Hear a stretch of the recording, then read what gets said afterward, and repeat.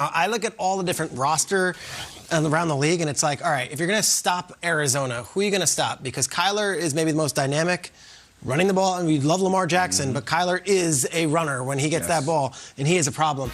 Then you go through the different wide receivers, and it's like DeAndre Hopkins is a top 5 receiver in this league. We know that.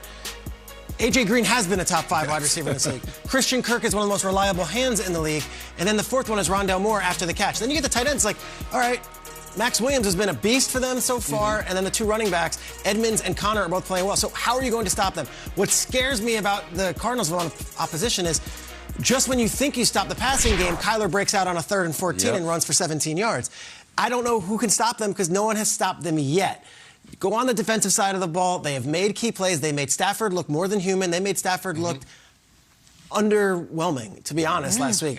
I think 4 weeks in, it's fair to say they're the scariest team in the NFC.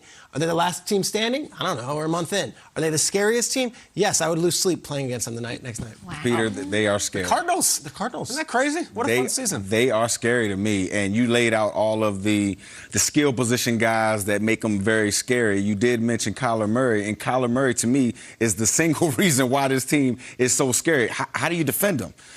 He affects the game in so many ways. We've already seen the great passes that he throws, but let me show you guys a little bit more film of what I'm talking about, how he affects the running game. Defenses have to account for him. You watch both linebackers, Ernest Jones, Leonard Floyd, both go with Kyler Murray, right? Nobody on the second level to stop James Conner as he goes through the second level. Again, cards with both Conner and Rondale Moore in the backfield.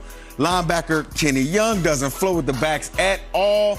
Look how much space it created on the other side of the football, all because of Kyler Murray. You look at Kyler Murray here. The defender has to take a wide angle because of Kyler Murray. You saw Kyler Murray put his hands up. He saw the cut already, and that's just because Kyler Murray possesses the ability. Yeah, like you talk about that third and 14, and he goes 17. He possesses that ability to go 80. He's fast. He's quick. He's one of the most quickest ball carriers in the National Football League. Kyler Murray is what makes this team so special. It makes this team so scary. Defensive coordinators, how do you bottle him up? You can't have a spy. He's a better athlete than that guy. It's true. If you try to defend against the pass, he's shown the ability to fit passes into tight windows.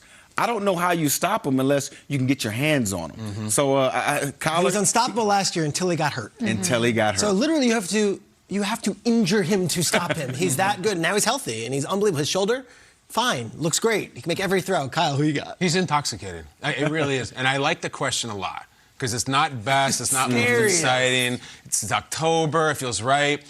For me, being scared is kind of fun. I like it. And let me just ask a question.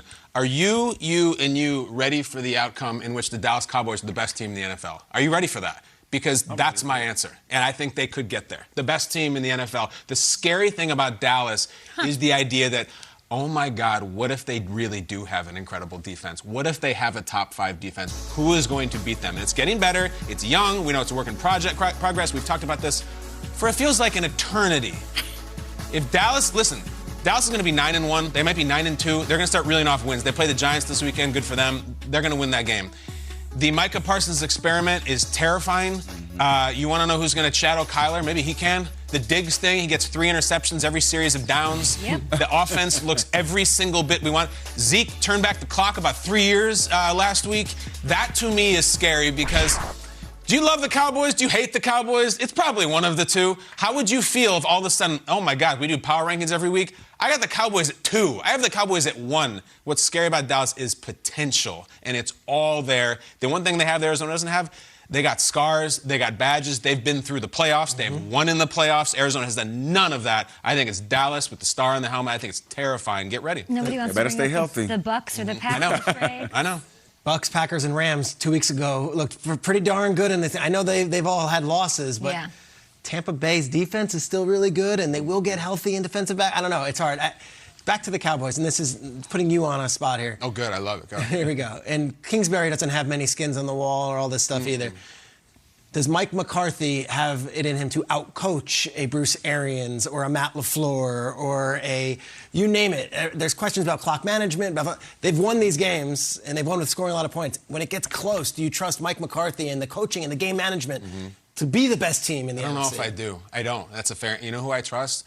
I trust Kellen Moore and I trust Dan Quinn. And I'm starting to get the feeling that those guys are captains of that ship. And I don't know how long those guys are going to be in Dallas based on what they're doing right now. So, yes, you're right. Mike McCarthy is flawed. And we don't know what he is as a man. We're going to find out. I like those lieutenants, though. Trust is a great word to bring up with this because that's what makes, to me, the Cardinals, they've shown me enough to know that on their best day, if everything goes right, they can be the most dangerous, scary team in the NFC. But do I trust that I need some more consistency from them? It's just, as a person who wants to see this team do well, let's not pretend that they didn't just almost give the game to the Vikings with crucial turnovers, and the Vikings gave up that game with a missed field goal. I can't just sort of say, 4-0, like, let's go. And I think Kyler Murray has what it takes, and on their best day, A.J. Green, the loaded offense and everything, but they have to string together a couple of mistake-free performances for me to think they can go toe-to-toe with Cliff Kingsbury as their guy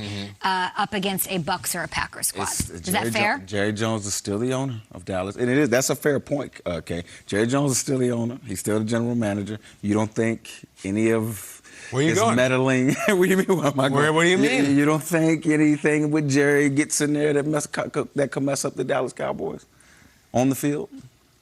I don't know, Mike. I feel like you're asking the question because you have a take. What is your take? I will lightsaber that back to you. I'm just saying, man, you know. He'll say or do something before now. That's what I'm saying. It's been 26 it could be years. something. It's okay. It's been a long time. It has been a long time.